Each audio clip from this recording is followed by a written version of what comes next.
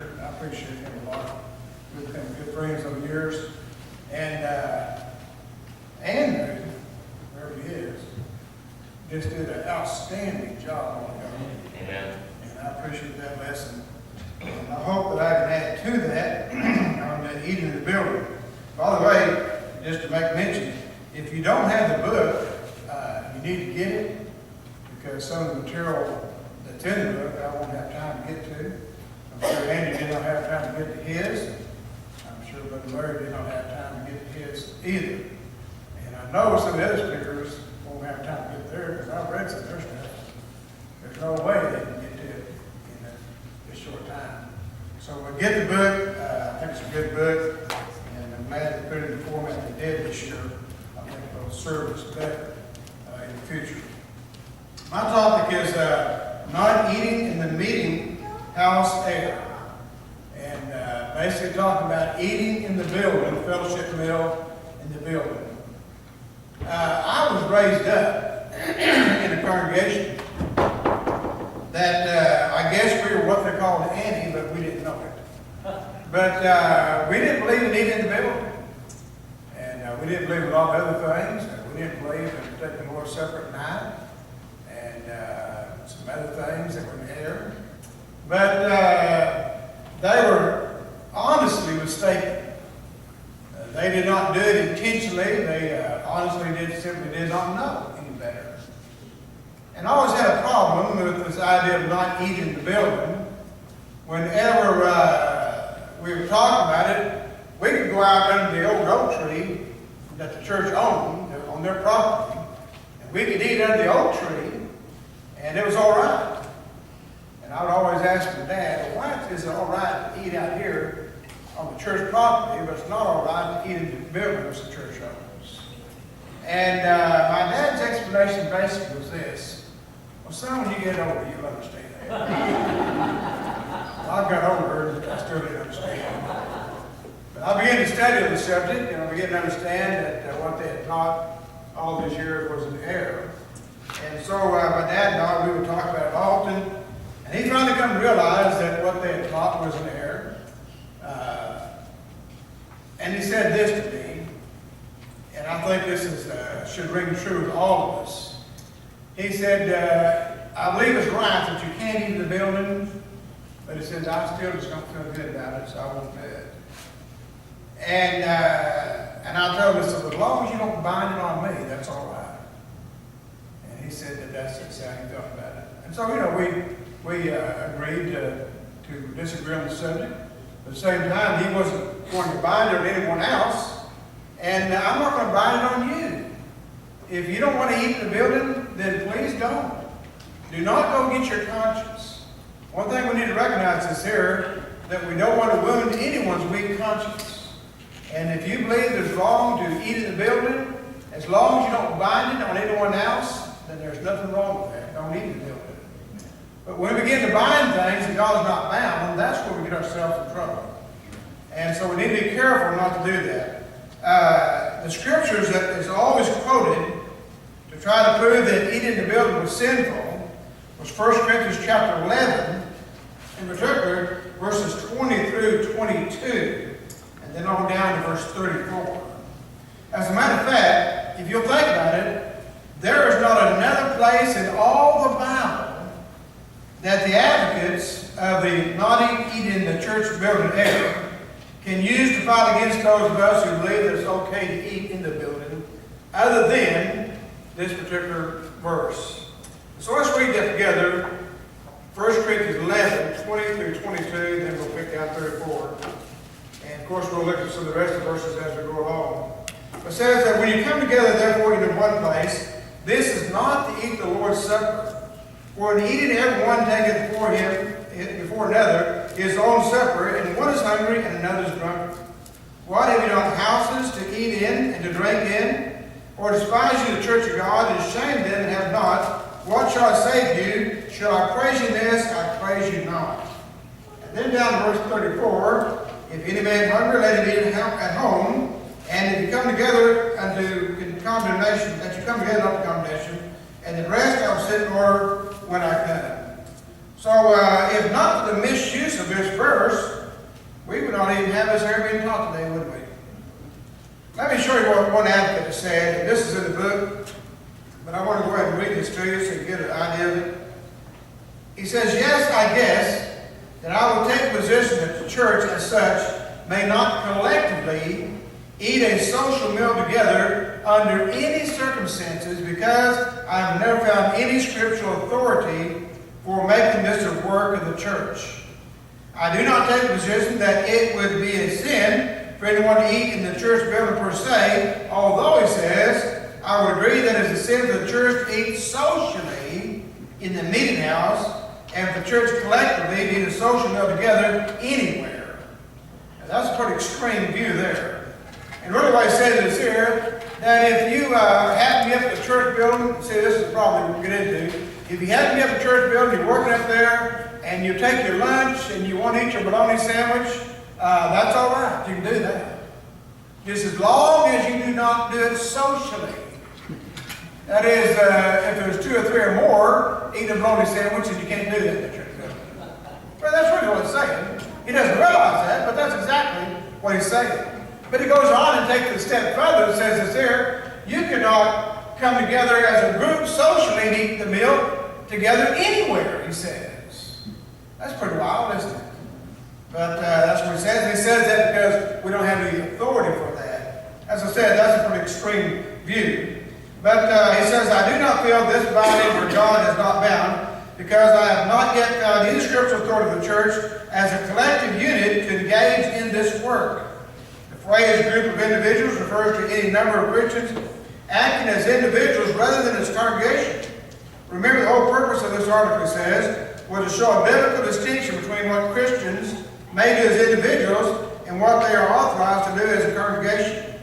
The fact that a few of the many members, many Christians, as individuals eat a meal together does not mean the church as such is doing it. I don't know where you come with that at, but anyway, it looks to me like he's contradicting himself.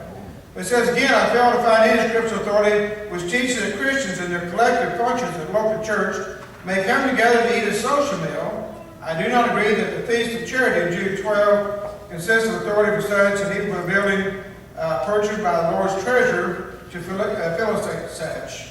Well, that's basically, in a nutshell, what the anti-brethren believe when it comes to not eating in the church meeting house. So let's look at the problem as found in 1 Corinthians chapter 11 and verses 17 through 34. All Bible students will agree that the church at Corinth had tremendous problems. As a matter of fact, every chapter deals with a particular problem that they were having in the church of Corinth, and one even deals with 2 problems. And Brother Gus Nichols, he outlined this in 14 different problems. And those are in the book, and you need to get the book just for that outline there itself, you know. He did a great job with that. But he noticed in 1 Corinthians chapter 11, 13 or 17 through 34, as the problem of keeping worship spiritual. And notice how he phrased that, the problem of keeping worship spiritual.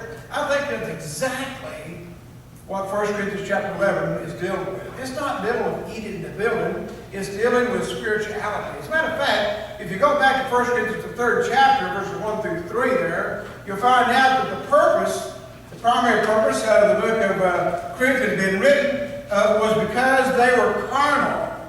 And so he's writing about carnality. Throughout the whole book of 1 Corinthians, the basic theme of it is carnality, telling them you're not spiritual, like he taught you as spiritual because you're still carnal. That is, you're still babes. And you haven't learned things that you need to learn, and therefore these things need to be taught. But until you can learn these things, it's hard to teach them, isn't it?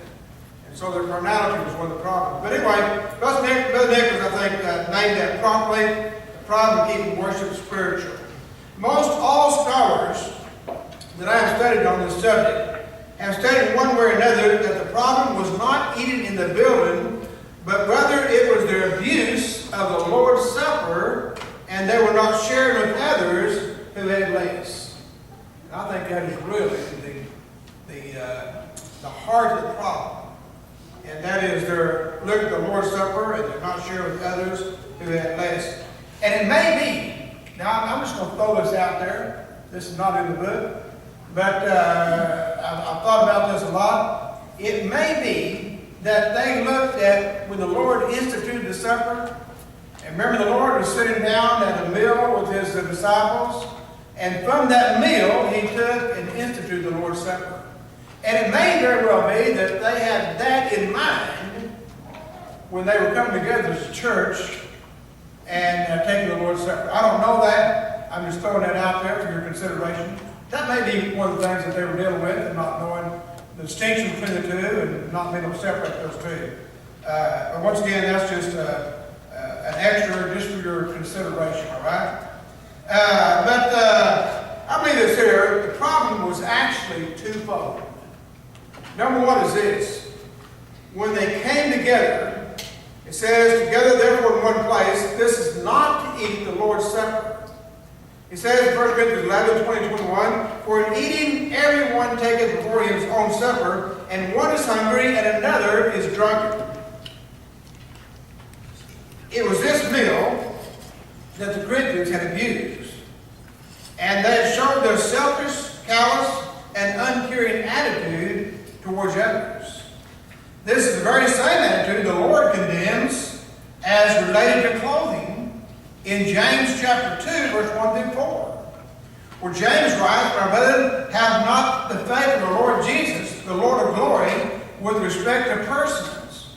For if you come unto your assembly a man with gold ring, and in good apparel, and there cometh also a poor man in vile raiment, and you have respect to him that weareth the gay clothing, and say to him, sit thou here in a good place, and say to the poor, stand thou there, or sit here under my footstool, are you not then partial in yourselves, and are become judges of evil thoughts? Of course, this led to the second problem, that is this. Under these conditions, it was impossible to observe the Lord's Supper in a manner that was pleasing to God. You cannot observe the Lord's Supper when you got something of this nature going on within the church, when you're trying to do those things. And therefore, Paul tells them in 1 Corinthians 11, verse 27, wherefore, whosoever eat this bread and drink of this cup unworthily shall be guilty of the body and the blood of the Lord. Unworthily there simply means in an improper manner. I know some have come along and said that if you're sinning, that's talking about you can't take it if you're in sin. Well, if that be the case, we all have to go out and forget about it, right? Because we all sin from time to time. We all fall short of the glory of God. None of us are perfect. But that's not talking about being perfect, sinless. That's talking about the manner by which we take the Lord's Supper. That is to take it in a proper manner. And that simply means this here, to remove all worldly thoughts from your mind and concentrate upon what you're doing at that time, and that is observing the Lord's Supper. I don't know how you do that, but I try my best when we're taking the Lord's Supper to bring my mind back to what I'm doing, to think about the cross of Calvary, think about what the Lord did for me on the cross of Calvary, how He died on the cross for me, and even maybe imagine in my mind Him hanging there on the cross and suffering, and it brings my mind back to realizing what Christ did for me on the cross. As I'm taking that Lord's Supper, remembering His death upon the cross of Calvary, how He died for my sins, and was resurrected on the third day, of course. But under these conditions, as I said, it was impossible to observe the Lord's Supper in the manner that pleasing God. And therefore, Paul tells them to not drink of these things unworthily. As Paul states as he begins his discourse in verse 17, he says this, now this that I declare unto you, I praise you not, that you come together not for the better, but for the worse.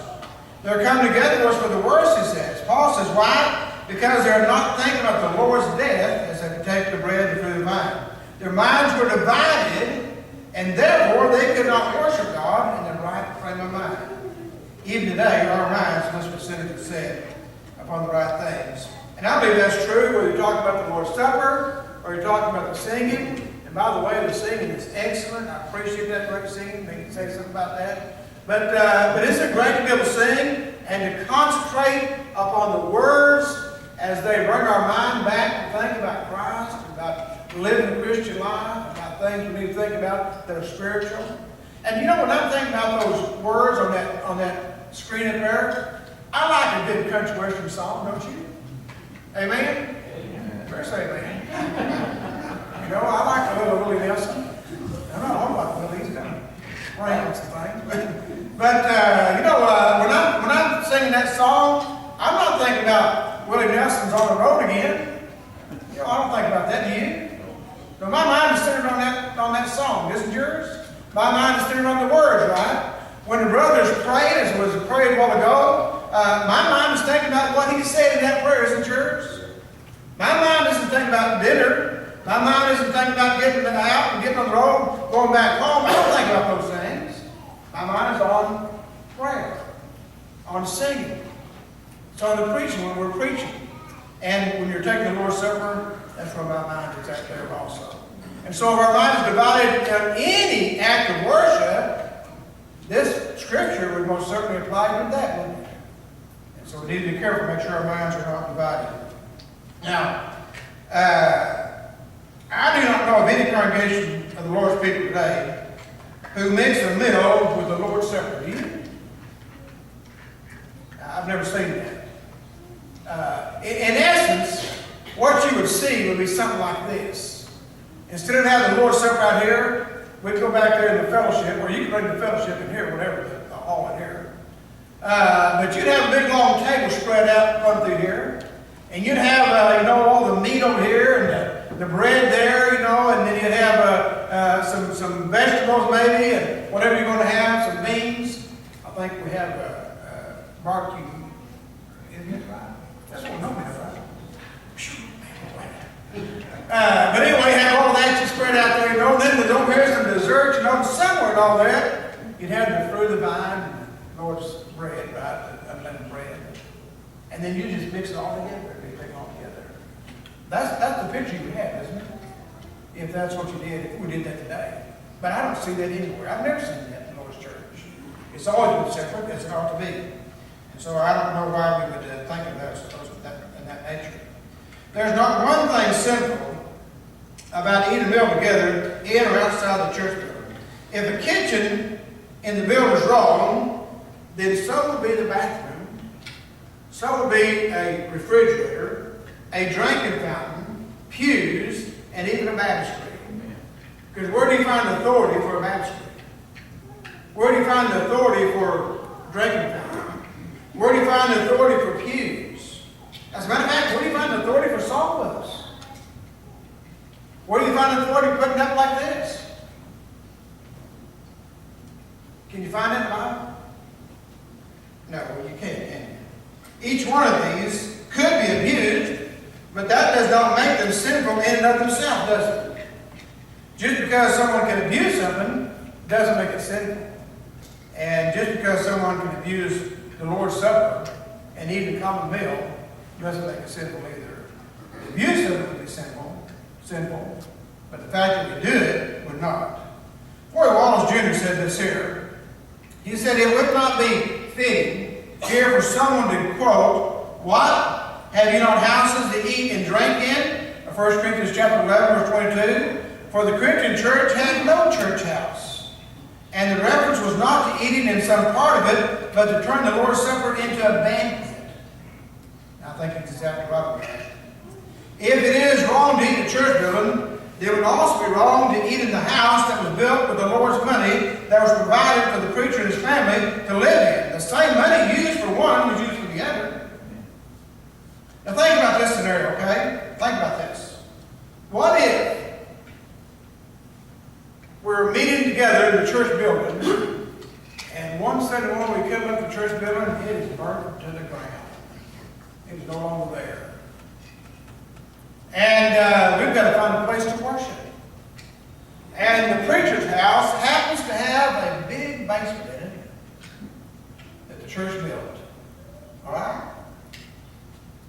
We say, well, for the time being, because we don't have the funds to rebuild, we're going to go over there and we're going to meet in the preacher's house in the basement that was built with the Lord's money. So we do that. Let me ask you this. Could we eat in that building? Or furthermore, would the preacher and his family ever be allowed to eat in that building ever again? Really, think about that. If we believe that it's wrong to eat in the church building socially, then the preacher and his family could never, ever eat in that building ever again. And we want something good, didn't we?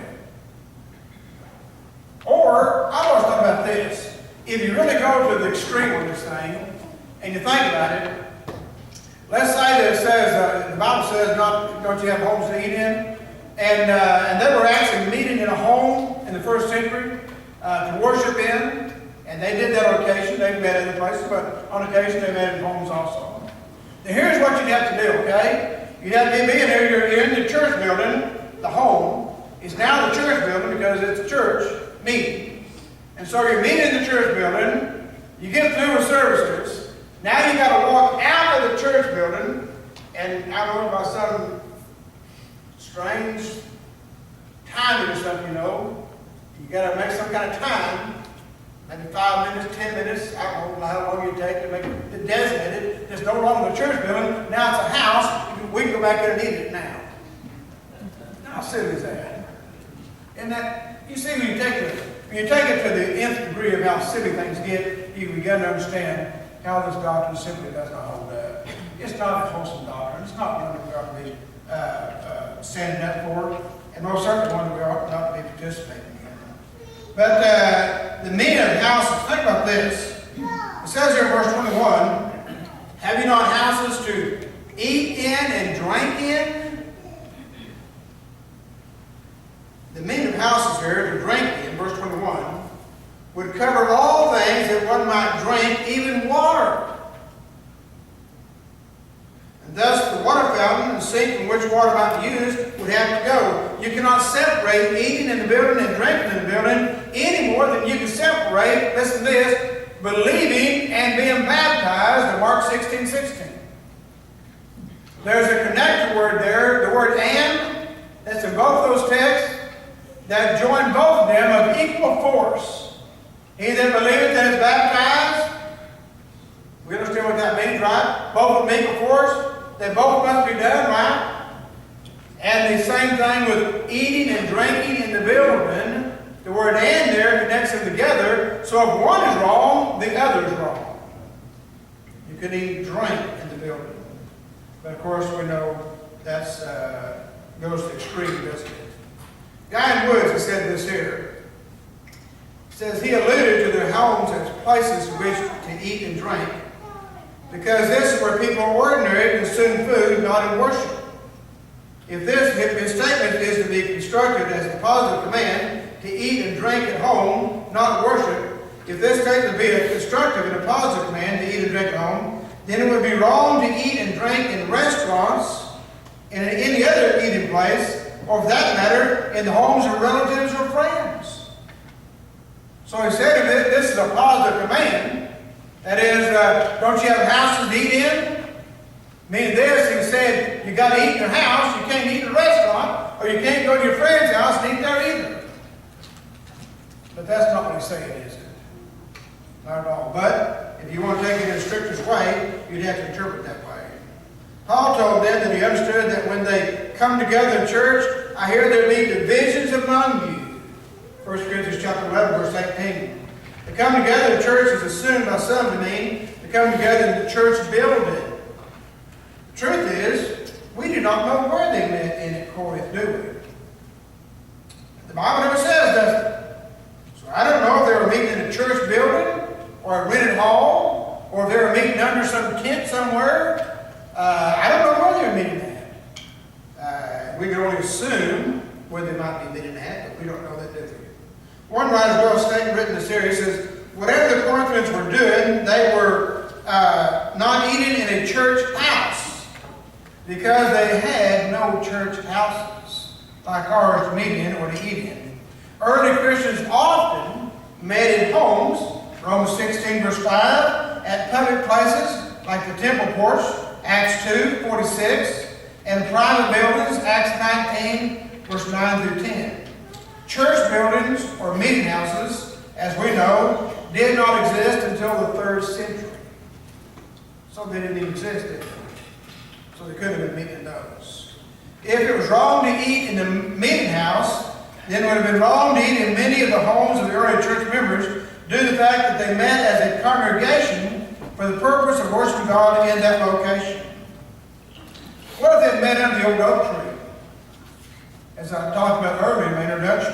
What if they met under the old oak tree to worship God? How far away from the oak tree would it be necessary to go before one could eat a meal together? I mean, think about it. That really is the concept, isn't it? It's all belongs to church, right? In other places where the phrase "the church" is used, we understand it means in the worship or when we come together for the purpose of worshiping God. For example, Paul said to women in 1 Corinthians 14:35, "For it is a shame for a woman to speak in the church."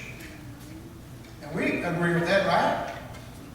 The phrase "in the church" means in worship to God, right? We all agree with that, don't we? We understand that's what that means.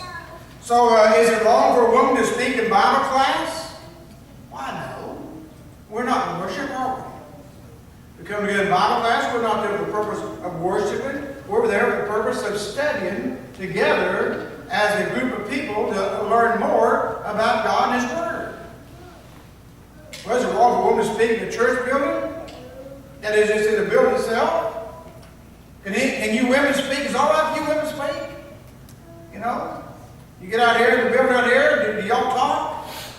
Well, I was moseying around during the break, and I heard women talking all over the place. But here's the thing: if it's wrong to talk in the building, the church, if we interpret that in the church, meaning the church building, then you women would not be able to ever speak as long as you're in the church building, and for that matter, as long as you're on the church property, you couldn't speak. Well, we know that's absurd, don't we? That is not what the Scriptures teach. And so it's talking about in the church, it means when we come together to worship God. It's not talking about the building. It's talking about when we come together for the purpose of worshiping God. And so likewise, if we remove the eating of common meal from worship time, then it would not be wrong to eat in a different activity in the church building, such as we're going to do here in just a little bit. When Paul said, "What? Have you not houses to eat and drink in?" he was not making a contrast between church houses and one's personal house, for the same bill was used for both worshiping and eating at that time. The problem was they made no distinction between the material and the spiritual. And that's what the Bible wants us to do. That's what God wants to do, to make the distinction between the material and the spiritual. Realize when we come together here, we're here for spiritual worship. To worship God, to be spiritual people, to be spiritual minded. We're not here for carnal things. And by the way, just a note here. When we come together on Sunday morning to worship God, and people start bringing in donuts and coffee and all kinds of other things, I think that's getting right into what the Lord has been given here. It may be on a different scale, it's the same thing. We're mixing the carnal with the spiritual, and we ought not be doing that.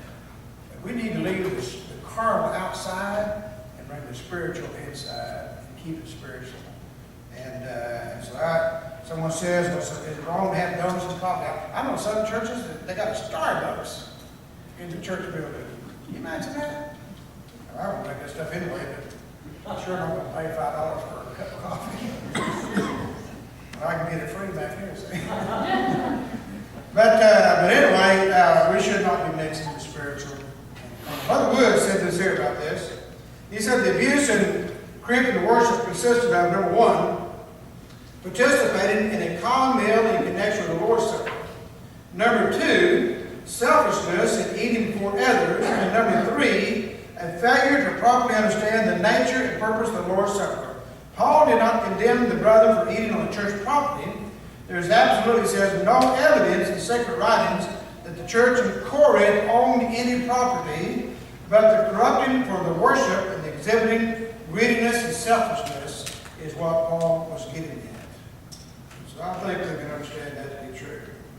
Now let's look at this other thing that the writer earlier we read said that he did not agree with. That is the idea of love feast and fellowship.